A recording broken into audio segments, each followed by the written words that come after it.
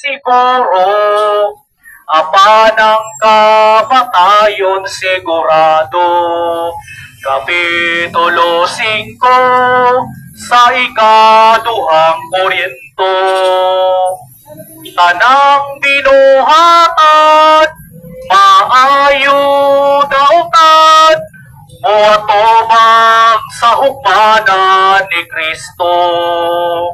Karon ng adlaw sa kaluwasan, apanon niya baoy kapakyasan, ang kinabuhi taway siguro, apa ng kamatayon sigurado. Ang kinabuhi taway siguro, apa ng kamatayon sigurado. Amen.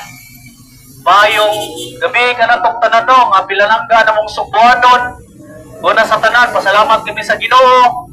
Kanay opportunity nga iwali ang pulong sa Dios. Pulong sa Dios means Holy Bible. Holy Bible means basic instruction before living earth. Kung wala kayo magpagkabana sa pulong sa Ginoo, mga kaigsunan ko, questionably magkinabuhi. Katagag yung mga nahuna, mga kaigsunan ko, masaag ka sa sayong padalan, mga kaigsunan ko. Diyon ang pulong sa Ginoo, mga kaigsunan ko, kitang tanan makasasala sa pabangan sa Dios. Wala ibisa kunsa nga matarong, langita, mga kaigsunan ko.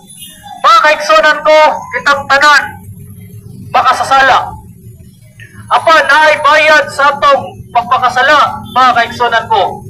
Ingon ang Biblia, mga kaigsunan ko, sa Roma 6:23, for the wages of sin is death.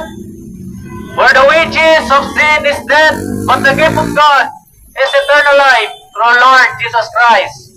Ang bayad sa atong pagpakasala, kamatayon.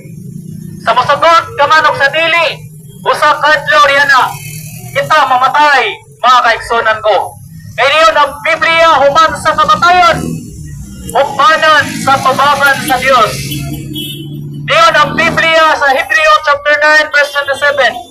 And it is appointed unto men once to die, but after this, the judgment. Ikson ko, usa kadlaw niya na hukman ka sa Dios. Sa masugot ka man og sa dili, kitang tanan hukman sa tubangan sa Dios, mga kaigsunan ko. Mga kaigsunan ko, gigugma ka sa Dios, mga kaigsunan ko.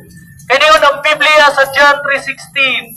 For God so loved the world that He gave His only begotten Son, that whosoever believeth in Him shall not perish, but have everlasting life.